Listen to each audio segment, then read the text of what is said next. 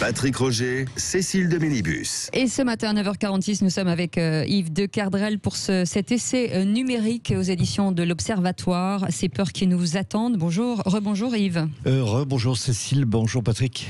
Enfin, rebonjour, parce qu'on s'est déjà dit bonjour 25 fois depuis ce matin. J'aime bien le dire bonjour, c'est plutôt... Bonjour, au revoir, merci. Comment on ne peut pas se serrer la main C'est ça, on se dit bonjour de loin. Vous le dites dans votre livre, 3 milliards de gens ont été confinés suite au virus, et ça a généré forcément des peurs multiples sur différents points.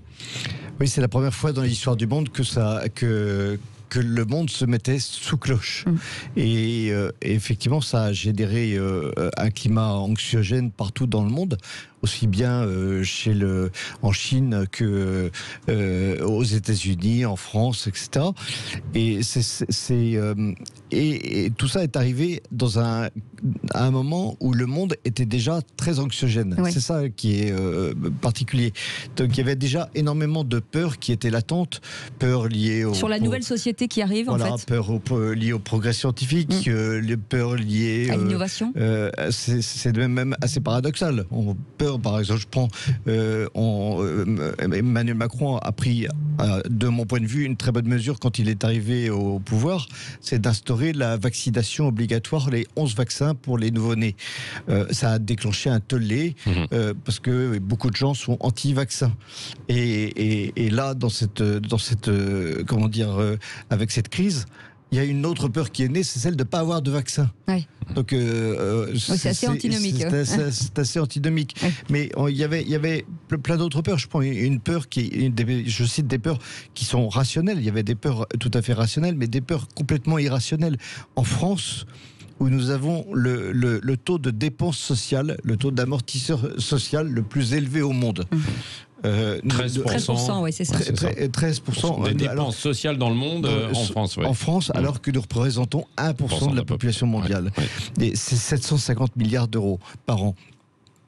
Et malgré tout, un sondage fait l'année dernière a montré que 53% des Français, ça représente plus de 30 millions de personnes, c'est pas rien, pensent un jour finir dans la précarité.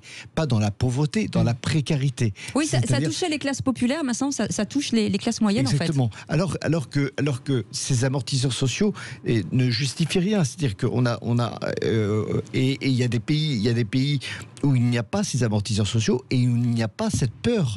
Donc c'est vraiment une peur complètement irrationnelle et qui est très mauvaise parce qu'elle inhibe les comportements économiques et les comportements des acteurs économiques. Et c'est ça qui fait que, par exemple, nous sommes le pays où le taux d'épargne est le plus élevé. Là, on est dans une situation particulière où le taux d'épargne est monté jusqu'à 23% à cause du confinement, mais en temps habituel, nous avons un taux d'épargne de 17% qui est déraisonnable, alors que les autres pays consomment parce qu'ils croient en l'avenir. Ils n'ont pas peur de l'avenir. Nous, on a une peur de l'avenir. Oui, mais alors il y a la peur de l'avenir, il y a la peur évidemment de l'angoisse économique, le déclassement, etc., retrouver du travail et tout, mais il y a aussi la peur face à la maladie.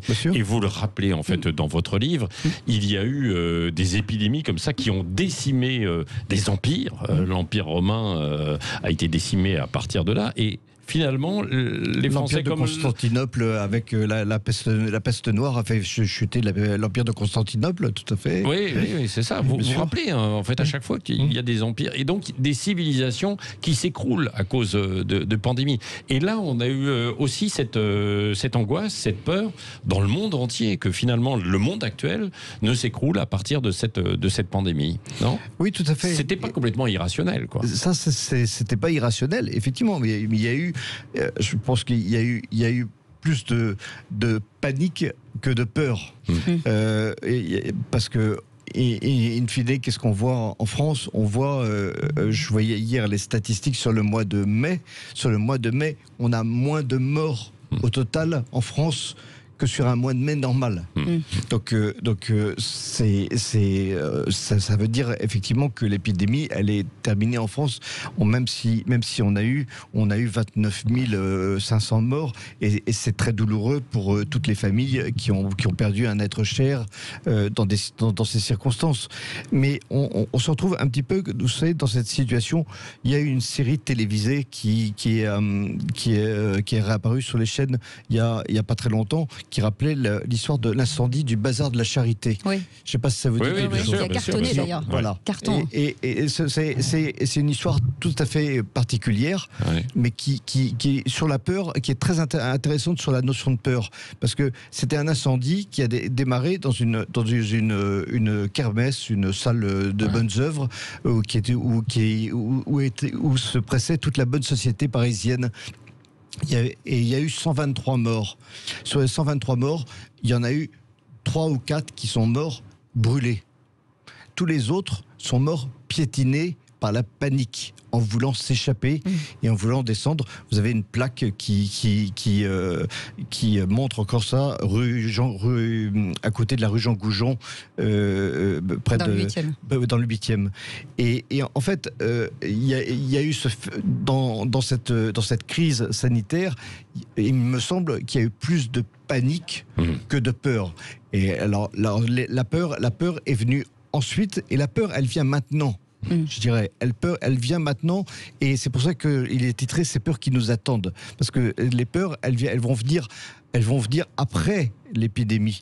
Elles vont découler de la récession économique. Elles vont venir du fait que est-ce qu'il ne va pas y avoir une guerre pour un vaccin? On voit déjà les questions, et d'ailleurs l'intervention du président de la République hier sur le souverainisme, l'indépendance, où il a largement cité le mot indépendance 6 ou 7 fois dans son allocution, montre qu'il y a des notions de souveraineté qui sont très fortes. Mais la peur peut être un moteur formidable aussi. Vous dites que l'histoire est parsemée justement de moments de peur qui engendrent derrière des sursauts, quoi. Tout à fait, mais la peur a créé les grandes peurs du millénaire. On créé les cathédrales, on donnait lieu aux cathédrales. Les peurs de la peste noire a donné lieu à toutes les belles œuvres de la Renaissance, etc. La peur, les pestes londoniennes ont donné lieu à Shakespeare, qui a beaucoup parlé de la peur, et que je cite largement. Et très récemment, la grippe espagnole a donné lieu à ces œuvres de Hopper qui sont assez étonnantes, parce que c'était plus Hopper, c'est plus le crack en fait aux États-Unis. Oui, mais enfin il avait commencé avant. Il y avait à la fois du Munch, le cri, bien que le cri ait été peint avant la grippe espagnole, mais une grande partie des œuvres de Munch ont été peints, que c'est un de mes peintres préférés, comme Hopper. Et Hopper est vraiment le peintre du confinement, de la solitude, et de ce climat très anxiogène. Et ce qui veut dire qu'aujourd'hui, avec cette peur de l'avenir, est-ce qu'on peut reconstruire quelque chose d'autre, de différent, de plus solide? On dit dans le monde de demain, on verra les choses différemment, on vivra autrement, la planète, on va essayer de la protéger un petit peu plus. Vous y croyez à tout ça ou pas? Retrouver une société de confiance, en fait. Voilà, je pense qu'il n'y a qu'une seule chose, parce que les peurs... Le problème des peurs, c'est que il se trouve toujours des gens pour apporter des solutions aux peurs. Les solutions sont simplistes, et les gens qui apportent des solutions simplistes sont, en général, on les trouve pas forcément dans l'échiquier politique classique. Voilà, dans l'échiquier politique classique. Et je pense que pour échapper à une récupération de ces peurs, comme on l'a vu au XXe siècle, avec comment dire, les grandes dictatures, pour éviter une récupération de ces peurs par des mouvements extrêmes. Je pense qu'il faut l'urgence pour les politiques, mais pour tous, pour nous les médias, pour les grands patrons, c'est de recréer une société de confiance.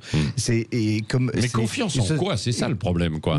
Parce que on a dit que cette société, elle allait un peu dans le mur pour de multiples raisons, nos sociétés, même si elles ont engendré des choses assez formidables. C'est-à-dire que globalement, on vit quand même un petit peu mieux dans le monde, quoi. Mais on s'interroge en fait sur la suite, quoi. Qu'est-ce que... Mais vous avez un baromètre de la confiance qui est fait tous les ans depuis 15 ans par le Cevipof et qui est publié par Le Monde tous les ans. C'est impressionnant comme le degré de confiance dans les institutions et dans les institutions, même dans la justice, dans les médias, est extrêmement faible. Il faut recréer cette confiance. Il faut tout faire. C'est très important. C'est aussi important. On avait ce débat tout à l'heure sur la police. C'est aussi important. Ça fait partie de ce qui tient la société. Cette confiance. Et je veux dire, c'est un grand sociologue, philosophe, Max Weber, qui le premier au 19e siècle a créé cette notion de société de confiance. Il a montré qu'une société prospère était aussi liée à une société de confiance. Plus une société était confiante en elle, plus elle était prospère. Et là, nous avons un combat à mener pour recréer de la croissance économique, ou en tout cas nous battre contre la récession économique. Merci. Un peu de bienveillance ne fera pas de mal. Ces peurs qui nous attendent, c'est aux éditions de l'Observatoire. Alors, vous allez le télécharger. C'est 1,90 €. Voilà. C'est le prix, même pas d'un journal. Pour alors que c'est un pages. livre, vous avez 50 pages. Il y a d'ailleurs d'autres auteurs qui ont écrit dans cette collection. Il sera rassemblé ensuite par Muriel Beyer dans un ouvrage collectif. Voilà. Vous pourriez être chez Yvan Cujoux ce soir aussi pour l'anniversaire de Johnny Hallyday.